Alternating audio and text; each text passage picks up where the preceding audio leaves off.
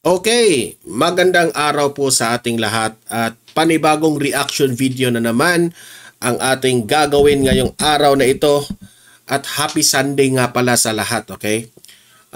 Ito, pumutok itong teaser sa interview ni Presidente Bongbong Marcos na may paiyak-iyak effect pa.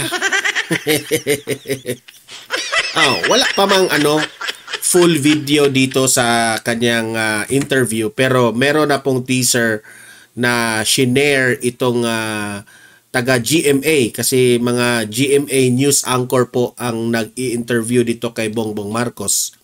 Ay ipapakita ko sa inyo itong video at magre-react tayo na umiyak siya dahil sa sitwasyon ngayon sa Pilipinas na hirap na raw ang mga Pilipino.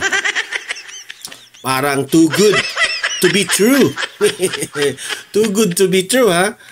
Ito pa, pag-usapan rin natin itong si Bongbong Marcos ay magtatayo raw ng independent group para mag-check sa mga katiwalian ng gobyerno, especially on the corruption. Sabi ko, ngayon mo lang yan gagawin. Pagkatapos ng unang araw ng pagiging presidente mo, binuwag mo ang PACC. Ngayon magtatayo ka ng independent group. Kagaguhan na naman. Enough na yung si Marcoleta dyan sa Blue Ribbon Committee. Enough na yun. Pera na naman ito ng taong bayan. Magdagdag ka na naman ng budget dyan sa independent group mo. Di ba? Wala na, useless na yan. The damage has been done. Tapos na. Nabulsa na lahat sa yung pera sa mga buwaya. Okay? Eto, pag-usapan rin natin itong si Sara Diskaya, kumambyo sa pag-amin sa bidding ng sariling mga kumpanya. Ayan, kasi po itong si Diskaya, kung maalala po natin, umamin na marami po siyang mga contractor corporation, no, na in one bidding marami po ang kanilang anong tawag doon, entry, di ba? The more entry, the more chances of winning. Inamin niya mismo ni Jinggoy Estrada yun, di ba? Inamin niya. Sabi naman ni Jinggoy,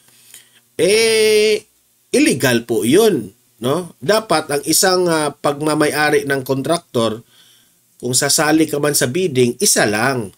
Ang sa kanya, siguro hindi naman nakapangalan sa kanya, pero sa mga relatives, sila-sila pa rin. Di ba? Nakakatawa nga eh. Ngayon, sa lawyer ni Sara Diskaya, binawi. Nalilito lang raw itong si Diskaya, kaya raw niya nasabi yun. Di ba? Nalilito. Kasi first time raw ni Sara Diskaya na mapatawag sa isang malaking hearing at sa Senado pa raw. Ayan. Sa sobrang dami, ito yung aking tanong sa kay, ito ng lawyer, ha? Unang-una, Mr. Lawyer, wag mo kaming bulahin. At Sara Diskaya, wag mo kaming bulahin. Hindi ka nga nalito na hundreds of project yung mga tinalakay nyo dito sa mga proyekto ng gobyerno? Tapos ito, hearing lang? Nalilito ka na? Ha? Nalilito ka sa mga questions ni Jinggoy, ni Marcoleta? Ha? Pero hindi ka nalilito sa sobrang daming proyekto na hinandol nyo sa gobyerno? Boom! Utot nyo. Bulahin nyo pang taong bayan eh. Eto, palasyo. Pinabulaanan ang giit ng Diskaya Camp sa proyekto ni First Lady. Di ba? Victim-victiman itong si Kokak ngayon. Victim-victiman eh. What happened to my building? What happened to my building? Bongbong, what happened to my building? Kinurakot na naman ito ng mga Diskaya. Ganon yung mga gesture ng mga kokak. Ngayon, Si Auntie Claire naman ang nagpabida-bida doon sa balita na hindi raw natapos-tapos itong building na ito, itong kontrata na ito. Ngayon, sinabi po ng mga Diskaya camp, dinideny po nila na may kinaugnayan sila dyan. Ano sino? Ito. Ang mga sinungaling po ay malilito ka talaga kung sila ba ay nagsisinungaling o hindi. Dito sa sitwasyon na ito, ewan ko na lang kung sino ang aking papaniwalaan dito. Sino ba papaniwalaan ko? Si Auntie Claire? Si F. Eliza? Or itong si Sara, itong lawyer ni Sara Diskaya? Kasi hindi nila inamin eh. Gaano ba katotoo na itong sina Auntie Claire at itong ang palasyo, dinidiin nila ang Diskaya? Tapos si Diskaya naman ay tinatawag dito, parang wala kaming kinalaman dyan. So sinong ba? Ang tanong ng taong bayan, sinong papaniwalaan namin ngayon? Kayo, naniniwala ba kayo kay Auntie Claire? Sa palasyo? Parang wala nang credibility sila, di ba? Ang tanong, maniniwala ba kayo sa Diskaya? Sino ang papaniwalaan natin sa dalawa? Ewan ko na lang. Ay, ayoko na sa mundong Earth. Ito, last but not the least na ating pag-uusapan. Umano'y Chap-Chap Gang.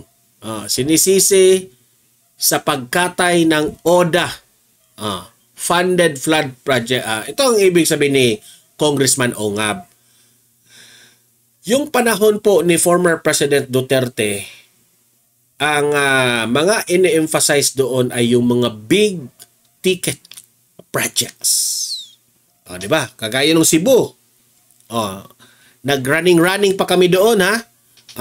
Nag-marathon pa kami doon. Saksi kami ng aking asawa doon, no?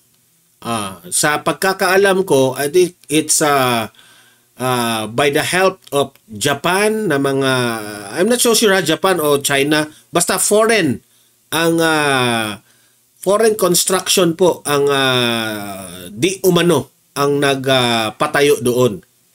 At kitang-kita mo kung gaano po kapulido yung bridge dyan sa Cebu. That is part of the big ticket projects. Ngayon, itong mga big ticket projects ngayon na sana ipagpatuloy ito sa administrasyong Marcos ay hindi na napatuloy.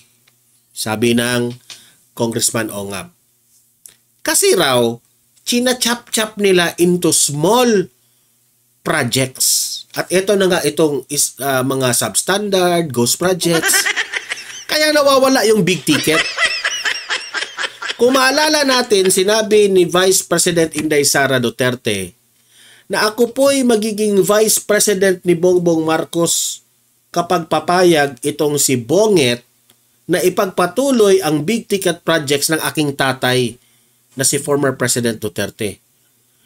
Kasi po, wala pong makukuha ang mga Duterte dito sa big ticket projects because it's funded and it is run by a foreign construction. And at the same time, ang nakabenepisyo dito taong bayan. Look at what happened sa bridge sa Cebu. Taong bayan ang nakabenepisyo. Hindi kagaya ngayon, mga small projects, mga flood control, pero ang nakabenepisyo dyan, mga contractor. Di ba? Kaya pala nawawala itong mga big ticket projects kasi nagiging mga small katiting projects na, okay? Chinap-chap raw, chinap-chap. Ipapakita ko yung video na yan mamaya, sa detailed explanation ni Congressman Ongab. Okay? So yun po ang mga pag-uusapan natin ngayon, pero bagong lahat, help me po muna na i-like at saka i-share itong video na ito para guys kakalat ito sa taong bayan. Okay? Sabay-sabay muna tayong mag-like and share sa Donmar TV. Itong video na ito, like and share. 1, 2, 3, go! Okay, naka-like and share na ba lahat? And also guys, sa mga bago pa lang dito sa aking channel, mag-subscribe na po kayo para lagi kayong updated sa ating mga balita. And at the same time, yung mga cellphone ninyo, ma-notify yan kung meron tayong breaking news, bagong uploads, o kung nagla-live ang ating channel. Ma-notify kayo lahat dyan. Kaya mahalaga po na mag-subscribe tayo sa Donmar TV. 1, 2, 3, go! Ayan, nakasubscribe na ba lahat? Ipapakita ko sa inyo itong video na umiyak itong si Bongbong Marcos. At magre-react tayo dito. Play! You're teary-eyed. I'm sorry? You're teary-eyed? Are you teary-eyed? Yes, because I'm very upset. No, because I see people having a hard time. And and they don't deserve it. Mabuti mga kumasamang tao yan. Dapat parusahan. Hindi naman eh. Walang ginawa yan kundi magtrabaho. Kundi mahalin ang pamilya. Ba't mo paparusahan? Para magpayaman ka? That makes no sense to me. Okay. So, yan po ha. Heto po yung kumalat ngayon sa social media. Isang teaser po ito sa interview niya. Hindi pa natin napakinggan ang buong interview na ito. Pero ano ba ang reaction ni Donmar TV dito? Kasi kung makikita mo doon sa mga reaction dito, no, under the GMA page, GMA News na page, mas maraming haha kesa nag-heart. Yun ang unang nakikita ko ha. Meaning to say, isinusuka na talaga siya. Pangalawa, ay ang mga reaction doon sa taong bayan ay hindi mo kaya. Magbitiw ka na lang sa pagiging presidente. Instead na umiyak ka, gawan mo ng solusyon. Meron pa nagsabi doon, binasa ko kasi alam nyo naman, pag may issue, abang-abang sa comment section kasi nandun talaga ang entertainment. sa comment. Ano pa ang mga sinabi doon sa comment? Sabi, instead na umiyak ka, gumawa ka ng solusyon. Sabi pa doon, kadrabahan yan, yung paiyak-iyak mo. Pre-practice mo yan ng ilang days ka bang nag-practice para umiyak. Meron doon. Sabi pa ng iba, wag na kaming budulin dyan sa paiyak-iyak mo. Hindi na kami naniniwala. Yun po ang mga reaction sa comment section. Ako na naman ang mag-react ha. Unang-una, nung nakita ko itong video na ito, sabi ko, presidente ka ng Pilipinas. Ang taong bayan ay binoto ka. Okay? Binoto ka kasi may tiwala sila sa iyo at that time. Naniniwala ang taong bayan na ikaw po ang makapagbigay solusyon sa problema ng bansang ito. At isa na dyan ang korupsyon na sobrang lala. Di ba? Kasi po sa panahon po ni former President Duterte, merong corruption pero hindi po gaano kalaki kagaya ngayon na talagang kumakain ng limpak-limpak na pera, okay? Na buaya talaga, di ba? Kaya nga yung buaya na term ay na-compose yan sa panahon ng Administrasyong Marcos. Buaya. Ito lang isasabihin ko. Pinagkakatiwalaan ka ng taong bayan na ikaw ang gumawa ng solusyon sa bansang ito. Pero how will the people feel kung makita ka, instead of solving these problems, nakikita nila na umiyak ka lang? Paano kami makitiwala dito? Mr. President, mag-resign ka na. Let VP Sara lead. Dahil hindi mo kaya na isolve itong mga issues na ito, especially on the corruption, Iiyak ka na lang? Kasi sabi mo naaawa ako, hanggang iyak ka na lang ba, Bongbong Marcos? Is this deserve ba naming taong bayan na ang isang presidente ay iiyak lang sa problema? Wala na talagang solusyon? Mr. President, another budol na ba ito? Because you cannot solve the problem, iiyak ka na lang para sabihin, kawawa naman ang presidente, ginawa na ang lahat. Ito talagang mga buhaya na ito. Para itong administrasyon na ito, magaling lang ito sa turuan. Nanunuro kung sino yung may kasalanan. Pero you never done something na masolve yan. Alam mo, magprangkahan na tayo dito mag-real talk na tayo dito. Bongbong Marcos, if you want your administration na purihin ka pa ng taong bayan, number 1 mong gawin, ito, payo ko sa iyo. Tanggalin mo si House Speaker Martin Romualdez. Yun ang pinakauna. Yun ang pinakauna. Why? Dahil kay House Speaker Martin Romualdez. Magprangkahan tayo dito Nasira ang administrasyon mo. Look at this corruption now. Project dito, project doon, substandard projects, flood control, corruption, blah blah blah. Meron pang mga ghost projects. This is the kind of leadership Martin Romualdez have.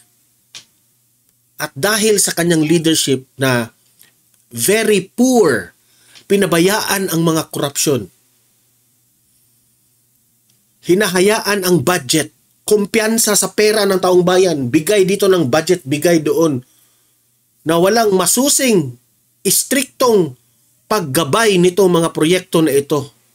Look at what happened now. Lumalagana po ang corruption. I'm not accusing of Martin Romualdez na he is the corrupt official. Nasira ka dahil nag-corrupt si Martin Romualdez. Hindi ganyan ang aking wala tayong ebidensya na nag-corrupt si Martin Romualdez. But the kind of leadership ni Martin Romualdez now, dyan sa crisis ng House of Representatives, wala kang ginawa, Mr. President Bongbong Marcos. Hinayaan mo na maging leader yan si Martin Romualdez dyan kahit nag-crisis na po ang House of Representatives. Kailangan mo na right now and then, Mr. President, tanggalin mo si Romualdez. If gusto ka pa na purihin ka pa ng taong bayan sa 2 taon na kalahati na remaining days sa inyo. Yun, prangkahan tayo Sabihin ng iba, hindi naman corrupt yan si Martin Romualdez. Yes. Hindi naman ako di naman tayo mag-akusa sa kanya. Mali naman yung mag-akusa na corrupt siya. Wala naman tayong ebidensya. Imbestigahan lang. Imbestigahan. Kasi sabi pa nga ni Basti Duterte na from 200 million, gaano ba ito katotoo? From 200 million from 2022, naging 3 billion na ang kanyang SALN. Isa pa yan. Dapat niyang sumagot yan. Hindi natin alam. Baka may negosyo si Martin Romualdez. But the fact that nakalusot po itong mga korupsyon, na wala pang napapanagot na mga congressman, ay kailangan na po tayong maalarma na this is a sign of weak leadership kay Martin Romualdez. Wala kang ginawa. You are the President of the Philippines. Ang ikaw lamang po ang makapagpatalsik nitong si Martin Romualdez. Kahit alam mo, magulo na talaga ang Pilipinas dahil sa liderato niya dyan sa Kongreso. Wakang-lakang ginawa. Tapos ngayon, paiyak-iyak ka? Teary eyes ka? Kasi nasasaktan ka na makita ang tao na hirap na. Utot mo, Bongbong Marcos. Ang aming inaasahang leader hindi iiyak, kundi gawa ng solusyon instead na iiyak ka. Ang pag-iyak mo, that is the sign of weakness. Ang pag-iyak mo, that is a sign na hindi mo na kaya ipagtanggol ang taong bayan. Yun lang po ang reaksyon ko dyan. Weak leadership. Okay? Tapos ngayon, heto, ipapakita ko sa inyo. Heto yung balita. Sa Philippine Star, nilinaw ni Presidential Communications Undersecretary Claire Castro, ang taas namang pangalan nito, sabihin naman, Anti-Claire, Independent Commission na bubuuhin sa utos ni Bongbong Marcos. Gagawa raw sila ng Independent Commission. Ang layunin po nito ay mag-imbestiga po dito sa mga katiwalian sa flood control projects. Unang reaksyon ko, ito po ay isang useless. Bakit? Tapos na. Naisa-ibulsa na yung pera na ito. Wala ka nang aasahan pa. Di ba? Wala, useless na yan. Pangalawa, bakit ka mag-iimbestiga na meron namang Blue Ribbon Committee ni Senator Marcoleta? Ang tansya ko dito, I might be wrong, I might be correct, pero baka ito yung depensa nila. Gagawa sila ng independent commission para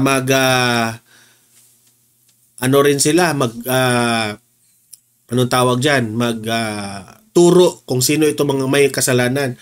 Ang tansya ko dito, dagdag ito na, yan ka sinasabi ko sa inyo, itong administrasyong Marcos, mahilig lang sa turuan kung sinong may kasalanan.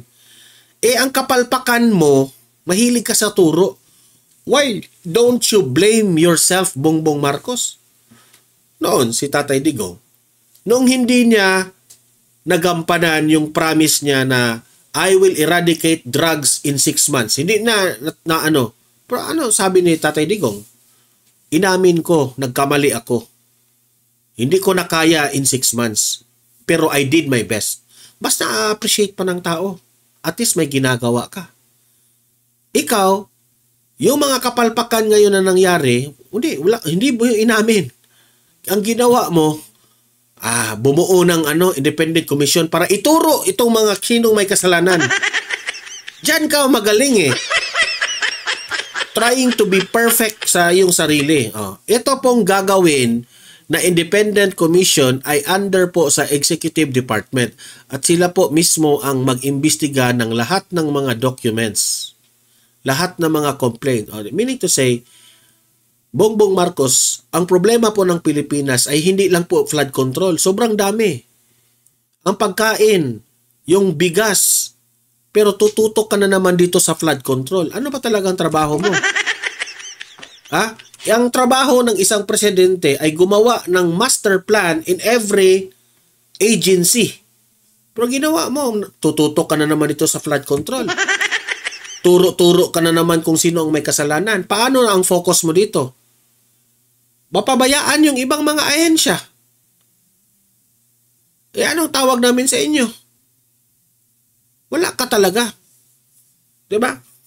Imbis mag-focus ka sa pangkalahatan na master plan ng bansang ito, wala. Nakatuto ka sa flood control. Yes, alam ko, malala ang flood control na problema.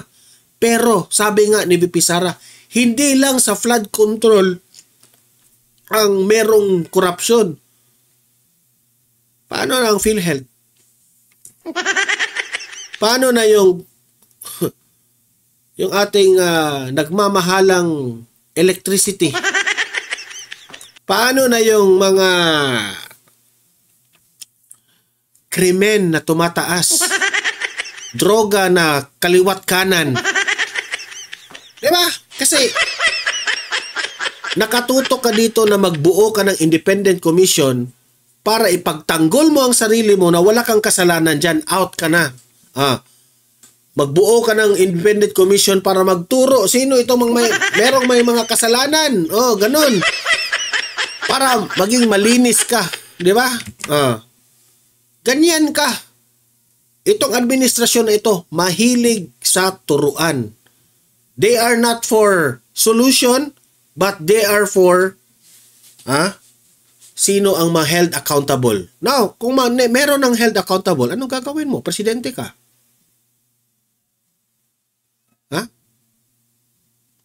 Ayusin mo. Hindi yung nagkasugat ka, ha? Nasugatan ka dito sa paa. Nasugatan ako sa paa. Sino ang nagsugat sa paa ko? Sino ang nagsugat? Turo ka ng turo. Ito ang nagsugat sa paa ko. Nagsugat sa paa ko. Pero hindi mo ginamot ang sugat. Kasi umiiyak-iyak ka lang na sinugatan ni sinugatan. That's what I mean. Okay? Umiyak ka lang dahil nasugatan ka. Umiyak ka ng umiyak. Pero wala kang ginawa para ang sugat mo ay maiayos. Yun ang ginagawa mo. I am explaining to you in a layman's term para maunawaan ninyo, ha? Ito mga bobong, mga loyalista. Yan ang ginagawa po ng among bangag ninyo. Tinuro niya kung sino ang nakasugat sa bansa na to. Pero wala siyang ginawa kung papaano niya ito susolusyonan. Turo ka ng turo sa mga may kasalanan. Mga ilang days, uulan na naman, baha na naman. Turo na naman, sino ano. Mr. President, act now. You act now. Bumabaha po ang Maynila. Trabahuin nyo yung baha na yan. Siya, ang ginawa niya, inspection. Walang hollow blocks. I'm angry. Walang hollow blocks. Tingnan nyo, lahat buhangin, walang simento. I'm angry. I'm disappointed. Tapos, wala kaming paki dyan sa feelings mo. Ang paki po namin, yung baha. Kasi kung ulan na naman yan mamaya, tagaliig na naman yung baha. Yun ang paki namin. Wala kaming paki sa feelings mo. Wala kaming paki kung iiyak ka, Mr. President. You are nothing to us. Okay? Hindi ka nakakatulong sa sa kapwa mo, yung pag-iyak-iyak mo. Wala kang naitulong dyan. Okay? You act now. What's the problem? Solution ka agad. Doon, tututok ka agad. Diba? Kabilang sa mga imbestigahan ay mga kawani ng imbestiga ka lang. DPWH, sisihin ang DPWH. Tapos, while sinisisi nila ang DPWH, while sinisisi nila ang mga contractors, uulan. Kasi nagsisihan uulan, baha na naman. Wala Di ba? Meaning to say, what do I mean in general? Sobrang mabagal po ang kanyang proseso sa pag-solve ng problema ng Pilipinas. Mamamatay na lang tayong lahat, hindi pa na-solve ang problema. Kaya nga sabi ko, ang galing talaga ng Diyos, ang galing talaga ng Panginoon. Alam mo ba kung bakit? Sinadya talaga na si Presidente Duterte ang naging president, naging leader natin sa Pilipinas nung panahon ng pandemic. Kasi alam nyo ba kung bakit? Kung si Bongbong Marcos ang naging presidente natin doon nung panahon ng pandemic, siguro wala na ako dito. Wala na ako dito nagbablog. At wala na rin kayong nakikinig ngayon sa akin. Yun ang masasabi ko pasalamat na lang tayo na si Tatay Digong yung naging presidente at that time. Ito, panoorin natin Sara Diskaya kumambyo na sa mga pinag-aamin doon sa Senado. Ito. Panoorin pa natin. Biglang kumambyo ang kampo ni Sara Diskaya matapos niyang aminin sa Senado na may pagkakataong naglalaban-laban sa isang bidding ang siyam niyang kumpanya. Paliwanag ng kontratista, nawala lang daw siya sa focus. May Agenda Weekend Report si Hannah T. Mix up si Ma'am Nalito na rin siya dahil sa pagod, stress, puyat, first time niyang umapir ng gano'n. Alam mo naman si ma'am, hindi naman siya sanay sa ganyan. Nalito lang daw si Sara Diskaya sa naging biglaang pag-amin nito na naglalaban-laban ng mga kumpanya niya sa isang bidding. Ayon yan sa kanyang legal counsel. Ginisa kasi siya ni Senate President Pro Tempore Jinggoy Estrada sa nakaraang Senate Blue Ribbon Committee hearing habang iniimbestigahan ng mga anomalya sa flood control projects. Doon, umamin siyang 9 construction firms ang kontrolado ng kanyang pamilya. Nasa 31 billion pesos umano ang nalikom na halaga ng flood control projects ng mga korporasyon na yon, ayon sa PCIJ. Si Alpha and Omega and St. Gerard, hindi po sila nagsasali sa isang bidding. Pero Okay, yung ibang licenses, magkakasama sila minsan. And then, so minsan naglalaban-laban yun, Sham? Yes po. Oh, so that is not a legitimate bidding. Nawala lang daw sa focus si Diskaya habang tinatanong ni Estrada. So pag naglalaban-laban yung siyam na korporasyon sa isang kontrata at kung sino manalo ron, kahit isa sa siyam na manalo, sa'yo pa rin yun, ikaw pa rin ang panalo. Correct? Opo. Pero pinuna si Sara ng mga mambabatas dahil sa pabago-bago nitong sagot. Para kay Sara, Lahat ng inamin niya dyan ha, kumambyo na. iba-iba rin naman daw ang humahawak ng mga kumpanya. Kaya lang, mga kamag-anak niya rin ito. Biding-bidingan ang tawag dito ni Senator Erwin Tulfo. Napapaisip si Estrada kung dapat ba siyang i-contempt o detine. Paglilinaw ng kanyang abogado, ready naman na raw ang Alpha and Omega President dumalumuli sa hearing sa Lunes. Katunayan, kasama na si Curly na kanyang asawa. Sa ilalim ng batas, maaaring collusion o sabuatan kapag nag-compete ang mga kumpanyang kontrolado lang ng parehong owner. Pwede rin silang maharap sa criminal prosecution. Sa ngayon, opisyal nang cancelled o revoked ang licenses ng 9 na kumpanya ng tinaguriang King and Queen of Flood Control Projects at hindi na sila makakapag-participate sa government procurement projects. Para sa Agenda Weekend. Ang reaction ko dito alam mo ba? Itong ginagawa ng lawyer ng Diskaya, ito ay analysis ko lang hindi ako nagmamagaling. Pwede nyong hindi kayo sang-ayon sa aking opinion, pero sa nakikita ko kasi dito sa sitwasyon na ito, sa sinabi ng lawyer nitong si Diskaya, sa tingin ko ay damage control. Kasi po, nasabi na ni Diskaya doon sa hearing On record yun. Tapos ngayon sasabihin, ang reasoning nila is natataranta, medyo hindi sanay, nalilito, kaya nagkamali-mali yung mga yes or no question. Kasi umamin ka nun. Sa akin damage control. Meron pong inamin na kasalanan, pero parang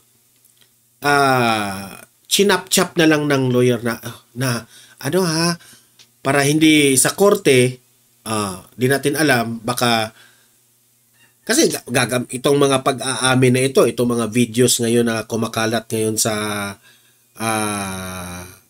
sa Senate, no?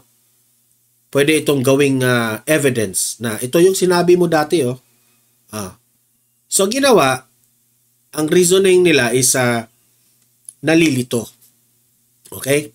Kasi kapag nandun na sa korte, yun ang i-reason out nila na nalilito, ganon, ganyan. So, anong point ko dito? My point is very obvious na meron po silang illegal na mga ginagawa. Like for example, yung multiple corporation ng contractors company. Multiple ang ilang mga construction company. Pero iba-iba yung mga pangalan. Tapos, by the time na mag-bidding na, sabay-sabay yun. Bidding-biddingan nga, sabi ni Erwin. Sila pa rin ang nanalo.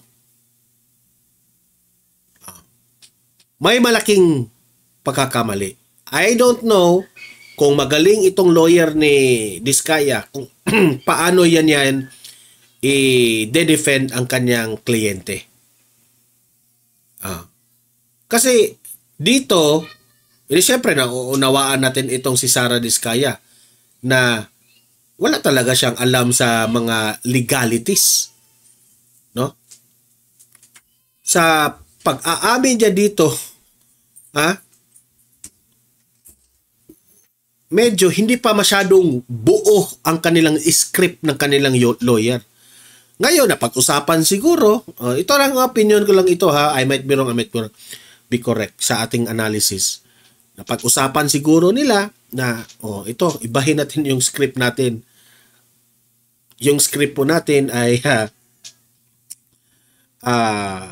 wag natin iamin yan. Kasi nalito ka lang sa question. Ganun ang sasabihin nila. Ewan ko na lang kung anong magiging desisyon ng judge dyan kapag meron na po silang case. Okay? Yun lang po ang sa akin. No? Damage control ang ginagawa ngayon ng kampo ni Diskaya. Ang sa akin lang, ang payo ko sa Diskaya, no? Kasi nandyan na yan eh. Kakasuhan ka ngayon kasi ikaw yung mainit sa gobyerno na kontra nila. Sabihin mo na yung mga pangalan na Diskaya, no? Sara Diskaya. At hahanga pa ang taong bayan sa inyo kung sasabihin nyo kung sino itong mga government officials na katransaksyon mo dito sa mga ginagawa mong mga projects, no? At least naman kung meron mang kasalanan yung proyekto ninyo, at least hindi ikaw lang ang madidiin. Okay? Kawawa naman ako, naaawa sa mga contractors ngayon eh. Hindi lang sila hindi sa naawa ako kasi sila yung idinidiin, ganun ganyan. Naawa rin ako kasi may mga government officials na sila talaga yung kasalanan, pero ngayon sila yung anong tawag doon? Sila yung sumasalo ngayon sa lahat ng issue, sa lahat ng kasalanan. Dapat mapanagot rin yung mga nagtatago dyan, di ba? Na hanggang ngayon hindi nagpapakita.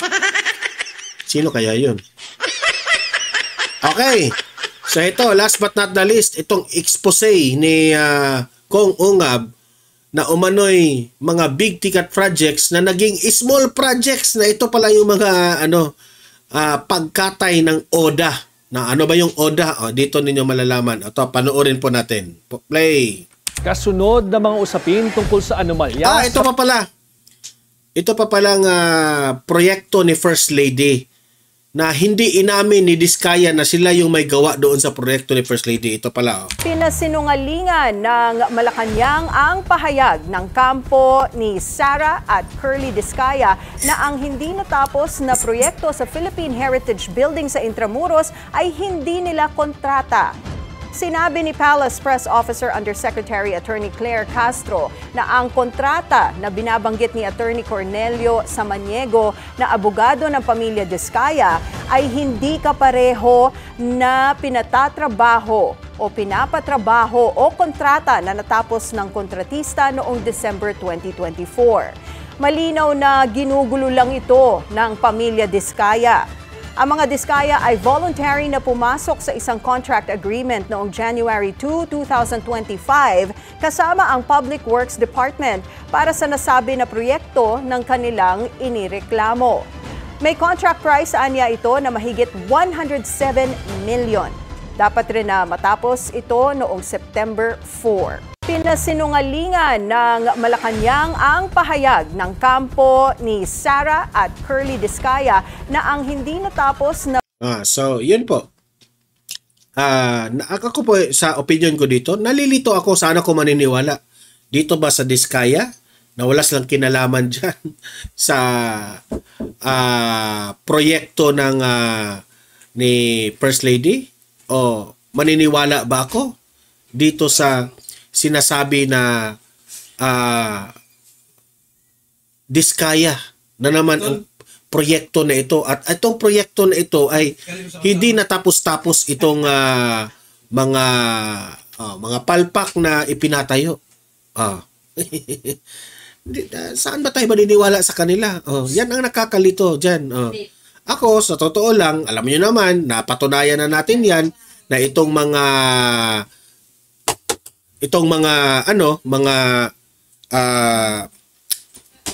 napatunayan na natin na meron ring fake news na ginagawa itong si Auntie Claire Castro, kaya nagdadalawang isip na tayo kung maniniwala ba tayo sa kanila. O baka sinisisi lang nila ang mga Diskaya. Ngayon, na si Diskaya rin na marami ring mga inconsistency doon sa hearing. So, kayo na, taong bayan, manghusga kung sino ang papaniwalaan ninyo. Dito, punta tayo dito sa expose ng Kong Ongab.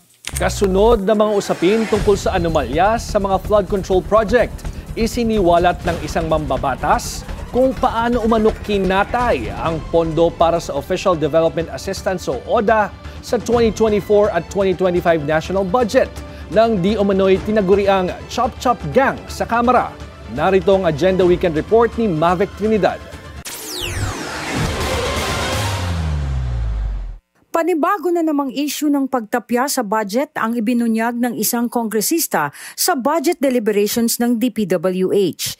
Sabi ni Davao City Representative Isidro Ungab, malalaking proyektong pang-flood control ang tinapyasan ng pondo sa pambansang pondo noong 2024 at 2025. Ang mga proyektong ito na pinondohan ng Official Development Assistance o ODA ay nasa ilalim ng mga foreign funded assistance. Paliwanag ng kongresista, ang ODA-funded project ay mga big ticket o malalaki at mahalagang proyekto. Pag sinabing big ticket, malalaki ito. This RD, kung baka superhighway, dito dadalo yung maliliit. So what happened to the ODA projects? It's very simple. Tingnan nyo lang. Nawala yung big ticket projects at nagsusulputan na parang kabuti yung maliliit na projects. Makita nyo yan sa budget. In other words, gichap-chap yung ODA foreign funded projects pumunta sa maliliit na mga proyekto. So, sino ang members ng Chop-Chop Gang dito? Ipinaliwanag pa ni Ungab na 11 ODA-funded flood control projects na nagkakahalaga ng 21.6 billion pesos ang nakasaad sa National Expenditure Program o NEP para sa 2024. Pero pagdating anya sa third reading ng budget sa Kamara, bumaba ito sa 16.1 billion pesos. Naniniwala si Ungab na sa Kamara pa lang ay tinapyasan na ang ODA. Pagdating sa GAA, this is now the product of both the Senate, the House of Representatives, at saka sa BICAM. Zero kinatay yung buong ODA. Nakakahiya sa ating mga foreign creditors. I understand that the foreign creditors here are JICA, Asian Development Bank, World Bank, IBRD, Asian Infrastructure Investment Bank, Korea Economic Cooperation Development Fund, and the government of China. Pero di pa doon natapos ang proseso ng pag-chop-chop. Sabi ni Ungab, muli isinama ang parehong mga proyekto sa 2025 NEP pero sa final approval ng budget ng Kamara, mahigit sa 8 bilyong piso na lang ang natira. Sa pagtaya ng kongresista, halos 60% ang tinapyas sa orihinal na budget para sa mga flood control projects. Kabilang sa mga anyay na apektuhan ng pagbawas ng pondo ay ang Manila Flood Control Project at ang rehabilitasyon ng Pasig Marikina Channel. Sayang wala si Secretary Bunuan. I'm going to ask him sana dito. Did Secretary Bunuan reported this to the President? Kasi kung 2024 pa lang na zero na yung ODA, sana hindi na mangyari yung 2025. Sagot naman ni DPWH Secretary Vince Dizon, sisikapin daw nilang makahabol sa implementasyon ng mga proyekto sa 2026, kabilang na ang Samal Bridge at mga flood control projects sa Metro Manila at iba pang lugar. Tama po kayo, no? Napaka-importante po ng ating mga flagship projects. No? Gago na po yung mga foreign funded projects. No? Dahil po hindi po pwedeng madigay ito. Dahil ang mga digay may kaakibat na dagdag na babayarin at meron din kaakibat na dagdag na utang. Dahil dito nangako si Dizon na maihabol at mapataas pa ang pondo para sa mga foreign assisted projects sa 2026 pambansang budget. Para sa agenda. So ito itong pino-point out ngayon ni Kong Ongab na merong tinatawag na big ticket projects. This is funded by the foreign creditors. Ano ba yung tinatawag na funded by credit? Yung mga minention niya na tayong bansa, uutang tayo sa mga foreign creditors, ng mga bangko. Uutang tayo kasi gagawa tayo ng mga big ticket projects nga. Okay? And these big ticket projects are so very important. Bridges, big bridges, national highways, na talagang, naalala ko pa ito para hindi masayang itong mga big ticket projects, pati mga construction workers dito, ang nagko-construct dito, no, ang mga contractors na kinukuha ni Tatay Digong dati, Japan, China, so wala talagang corruption. Okay? Kasi nakakontrata na yun, funded na yun. Bahala na si China kung paano niya pasisulduhan yung mga tauhan nila, yung mga engineers nila doon at mga nagtatrabaho talaga on the ground. Ngayon, sa 2024 na zero po itong Official Development Assistance o ODA. Okay? Why? Itong ODA nito, ito yung nagpapatakbo sa budget ng, sila po yung nagpapatakbo dito sa big ticket projects.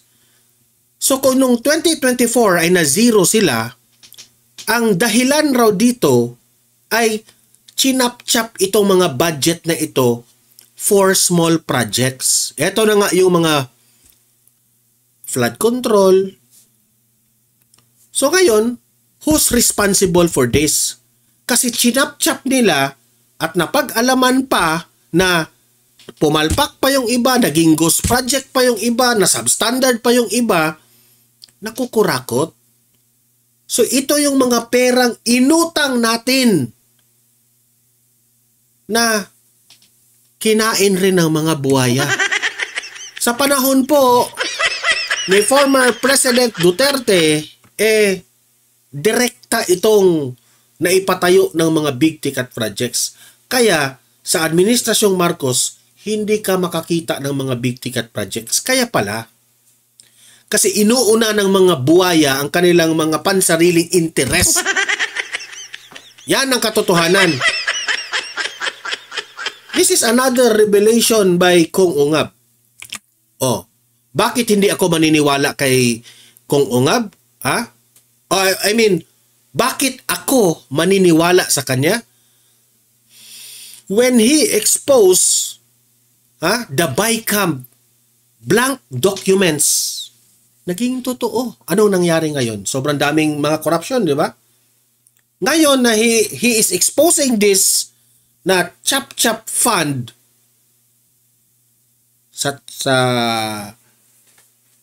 sa ngayon naman, sana papaniwalaan na ninyo. Bongbong Marcos, paniwalaan mo na ito. Binawaliwala mo. Sabi mo, paninira lang yung ginawa ni Ungab. Yung BICAM report na blank documents.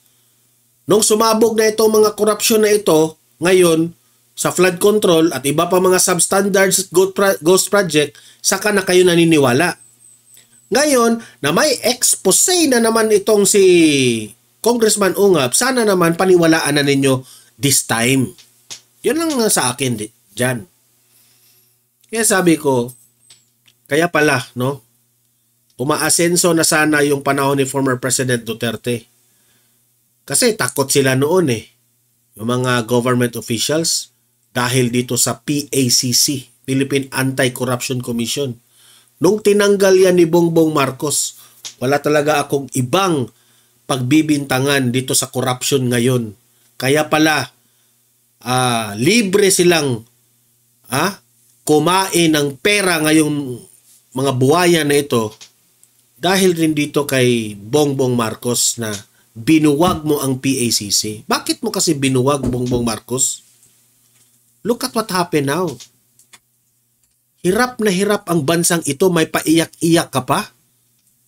Tapos walang hiyang binuwag mo ang PACC? Anong dumaloy sa utak mo? Ginawa yun ni former President Duterte para sa kabutihan ng ating bansa. Pero sa katangahan mo, wala akong lubos maisip kundi kabubuhan lang yun. Bakit mo tinanggal yun? Na-high blood na tuloy tayo dito sa vlog natin eh. Okay, so yun po ha. Libre po kayong mag-comment, mag-react sa mga pinag-usapan natin at ilatag ninyo ang inyong mga argumento. Bilang isang vlogger, hindi po tayo perpekto, pwede tayong magkamali, pwede tayong tama. Analysis lang po ito, opinion ko po ito. Pwede tayong magkamali sa ating mga opinion. Pero if you think na naniniwala kayo sa aking mga opinion, okay, paki-like at paki-share itong video na ito para guys kakalat ito sa taong bayan. At marami po ang makaalam sa nangyayari ngayon sa ating bansa. Okay? Sasabihin na naman ng iba dyan, fake news yan si Don Mar. Paano naging fake news yan? Nagre-react lang tayo sa ibinalita ng mainstream media. Di ba? Reaction po ito eh. Opinion ko ito. Walang mali na opinion. Okay? Every opinion is your opinion. Walang mali o tama na opinion. Depende na yan sa nakikinig sa inyo kung natatamaan ba siya o namamalian ba siya. Tama ba yung Tagalog ko? Okay, so kung this is your first time na nanood dito sa Don Mar TV, consider na isubscribe itong channel na ito kasi libre lang po, walang bayad po ang mag-subscribe. Updated ka pa sa ibabalita natin every day. Okay? So guys, see you in my next video. Have a great day, have a great night. God bless po sa ating lahat. Mabuhay ang Pilipinas and God save the Philippines. Bye-bye!